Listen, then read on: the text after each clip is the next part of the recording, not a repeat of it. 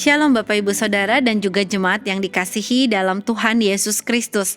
Salam jumpa dalam program Tuhan adalah Gembalaku. Saudara, mari kita sama-sama melanjutkan pembacaan firman Tuhan kita yang terambil dari Injil Matius pasalnya yang ke-24 ayat yang ke-15 sampai 22. Demikian firman Tuhan.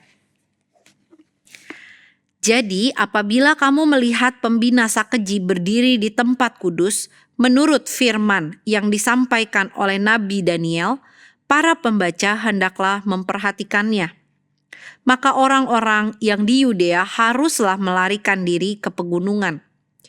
Orang yang sedang di peranginan di atas rumah, janganlah ia turun untuk mengambil barang-barang dari rumahnya. Dan orang yang sedang di ladang, janganlah ia kembali untuk mengambil pakaiannya. Celakalah ibu-ibu yang sedang hamil atau yang menyusukan bayi pada masa itu. Berdoalah supaya waktu kamu melarikan diri itu jangan jatuh pada musim dingin dan jangan pada hari Sabat. Sebab pada masa itu akan terjadi siksaan yang dahsyat seperti yang belum pernah terjadi sejak awal dunia sampai sekarang dan yang tidak akan terjadi lagi. Dan sekiranya waktunya tidak dipersingkat, maka dari segala yang hidup tidak akan ada yang selamat. Akan tetapi oleh karena orang-orang pilihan, waktu itu akan dipersingkat. Saudara, salah satu quotation yang saya dapatkan ketika saya nonton film The Super Mario Galaxy Movie adalah kutipan yang diucapkan oleh Lumali di bagian paling akhir dari film tersebut. Kutipan itu mengatakan seperti ini. You can't silence the truth. It only makes it louder. Like the approaching drumbeat of death. Saudara, ini adalah sebuah kutipan yang mengingatkan kita bahwa kita tidak akan pernah bisa membungkam kebenaran. Ketika kebenaran itu dibungkam, sebenarnya kebenaran itu akan berbicara lebih kencang dan lebih kencang lagi, bahkan menghancurkan orang yang berusaha membungkam kebenaran tersebut. Saudara, bukankah kehidupan kita adalah kehidupan yang sering kali berusaha membungkam kebenaran yang Tuhan sudah nyatakan dalam hidup kita? Saudara, kebenaran apakah itu? Kebenaran bahwa kita adalah orang-orang yang sangat spesial karena kita dibenarkan oleh Tuhan. Kita yang seharusnya dihukum, kita yang seharusnya disalib, namun kita menerima anugerah Allah dan kita dibenarkan. Kita yang tadinya musuh-musuh Allah, kita boleh dibenarkan dan kemudian menjadi anak-anak Allah. Namun dalam kenyataannya, bukankah kita berusaha membungkam kebenaran dengan cara hidup mau-maunya kita? Hidup menurut apa yang dunia katakan, menurut standar kebenaran yang tidak objektif tetapi relatif. Sebuah kebenaran yang standarnya berdasarkan POV kita ataupun POV teman-teman kita. Saudara, sadarilah ketika kita berusaha membungkam kebenaran, kita menyingkirkan kebenaran, maka tindakan itu akan membawa kehancuran bagi kita. Saudara, itu yang terjadi di dalam kota Yerusalem, bait Allah dan orang-orang Israel.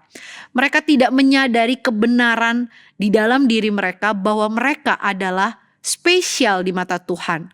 Orang Israel adalah bangsa yang dipilih oleh Tuhan karena dikasihi oleh Tuhan. Kota Yerusalem, kota yang dipilih oleh Allah sendiri, bahkan bait Allah adalah bangunan di mana Allah memilih di sana dia akan tinggal. Saudara, ini adalah sebuah gambaran tentang bagaimana pada akhirnya semuanya itu akan hancur. Karena apa? Sekali lagi, mereka tidak hidup sesuai dengan fungsinya. Mereka tidak menyadari kespesialan mereka sehingga mereka hidup mau-maunya mereka dan itu hanya akan membawa kehancuran yang tidak terhindarkan. Saudara, sebenarnya ayat 15 sampai ayatnya yang ke-28 itu berbicara tentang jawaban Tuhan Yesus ketika para murid di bagian sebelumnya bertanya, kapan? Kapan engkau akan datang? Kapan waktunya? Saudara, sebuah pertanyaan yang meminta jawaban eksak, namun Tuhan tidak menjawab secara eksak. secara pasti. Sebaliknya Tuhan berkata kapanpun. Saudara, ini sebuah undangan bagi kita untuk selalu siap sedia kapanpun. Selalu siap sedia untuk hidup sesuai dengan kebenaran yang Tuhan anugerahkan kepada kita. Saudara, ketika kehancuran itu datang, maka Tuhan sendiri mengatakan, ayo jangan berpaling ke belakang, jangan lihat ke belakang, tetapi larilah. Saudara, Tuhan mengajak kita bukan untuk mempertahankan sesuatu yang sifatnya sementara, namun untuk fokus ke depan, fokus pada apa yang bisa kita lakukan. Saudara, sekali lagi, ketika kita hidup tidak sesuai dengan fungsi, tidak sesuai dengan kebenaran yang diberikan oleh Allah dalam diri kita, maka sebenarnya kita hanya akan menghancurkan diri kita sendiri. Saudara, Alkisah diceritakan ada seorang anak yang mengasihi mamanya, kemudian dia memberikan hadiah iPad yang begitu mahal sama mamanya.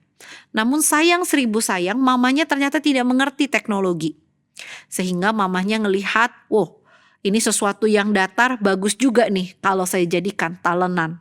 Akhirnya mamanya ini secara tidak sadar menaruh iPad yang diberikan oleh anaknya itu di dapur untuk memotong bahan-bahan makanan yang akan dia masak. Saudara, bukankah apa yang dilakukan oleh mamanya ini bisa membuat kita berkata, aduh kau sekali ini mama. Tapi sekali lagi ilustrasi ini mengingatkan, ketika kita tidak mengerti fungsinya, ketika kita tidak menggunakan sesuatu sesuai dengan fungsinya, maka itu hanya akan menghancurkan barang semahal apapun. Saudara, itulah yang Tuhan terus ingatkan kepada orang Israel, murid-muridnya dan kepada kita. Hiduplah sesuai dengan kebenaran, sesuai dengan fungsi yang seharusnya. Ketika Tuhan sudah membenarkan kita, maka hiduplah sesuai dengan truth, kebenaran yang Dia berikan bagi kita. Saudara, mari kita lihat sama-sama. Truth, saya bikin menjadi 5 kata kerja. T berbicara tentang tobat selama masih ada kesempatan. Kalau kita punya kesempatan menyadari kita sudah jauh dari kebenaran, kita tidak hidup lagi sesuai dengan kebenaran yang Tuhan anugerahkan kepada kita. Tobat, mohon Tuhan menolong kita. R berbicara rasakan betapa spesialnya kita menjadi anak-anak Allah. Saudara, bayangkan betapa ruginya kita ketika kita punya VVIP pass, namun kita ikut ngantri dengan orang-orang yang cuman punya karcis duduk di tempat biasa saat kita nonton konser. Bukankah kita menyia-nyiakan kespesialan kita?